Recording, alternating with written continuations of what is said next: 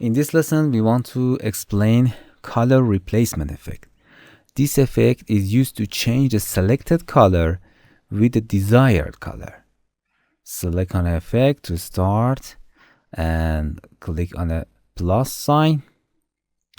Select the color on the left and click on the eyedropper and select the color from inside the photo to be changed.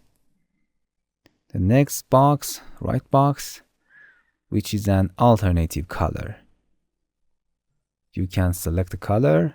As you can see, the color has changed. Select the triangle icon to display setting. You can choose between replace and swap modes. And higher number of tolerance, the more advanced the color selection will be. As you can see, and correct selection. You can even hit plus sign again to select another color and replace it or swap it.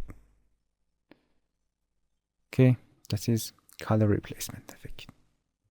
Hello my friends, to continue these tutorials on YouTube, subscribe us, like us, and hit the bell icon.